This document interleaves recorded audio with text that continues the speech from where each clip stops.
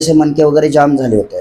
मग त्यानंतर मी या ठिकाणी आल्यानंतर माझ्या मामांना थेरपी दिली आणि त्यानंतर मी थेरपी घेतली। त्यांनाही रिलीफ वाटला खूप छान पद्धतीने, कारण ते आले होते लंगडत आणि आत्ता ते व्यवस्थित चालतायत आणि अजून 2 थेरपी शिल्लक आहेत, त्या 2 थेरपी घेणार आहेत।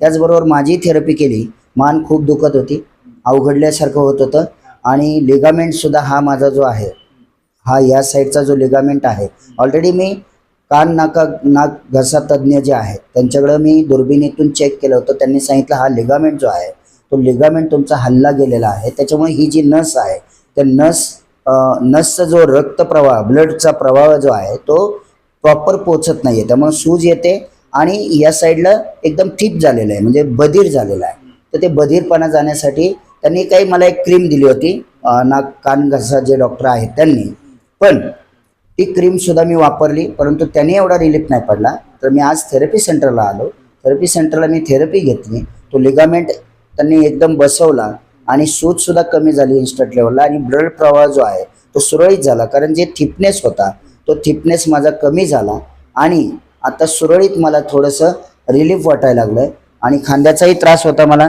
तो खांद्याचा त्रास माझा कमी झालेला आहे इन्स्टंट लेवलला आणि बऱ्यापैकी ब्लड सर्क्युलेशन चालू झाले। कारण मी या ठिकाणी आलो तर माझ्या डोळ्यावरती झोप होती, ब्लड सर्क्युलेशन व्यवस्थित नव्हतं होत आणि ते सगळं रिकवर झालं। त्यानंतर पाय मुरगळला होता माझा, हा पाय जो मुरगळला होता तो चालताना एकदम मुरगळल्यासारखं वाटायचं, चमका भरायच्या, पण मी ज्यानंतर चालल्यानंतर माझा तो पाय दुखायचा थांबला। ॲक्च्युली मी आहे 14 वर्ष माझं प्रॅक्टिस झालं आहे आयुर्वेदामध्ये, मी आयुर्वेदाचा हेल्थ कन्सल्टंट आहे।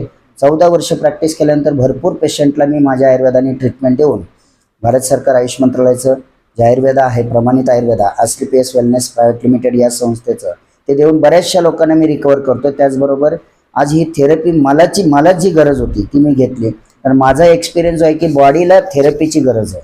आज प्रत्येक व्यक्तीला थेरपीची गरज आहे, कारण बॉडी ही आपली टिफनेस तयार होतो, टिफनेस तयार झाल्यानंतर बॉडीमधले रक्तप्रवाह जो आपल्या मेंदूपर्यंत जाणार आहे तो थांबतो आणि तो थांबल्यामुळे काय होतं,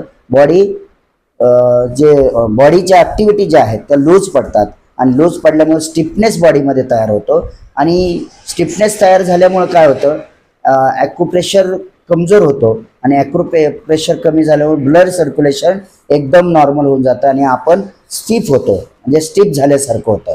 मग त्यामुळं आज जे काही मी थेरपी घेतली ते ब्लड सर्क्युलेशन मला व्यवस्थित वाटायला लागलं। आज मामा आले, त्यांनाही बरं वाटायला लागलं।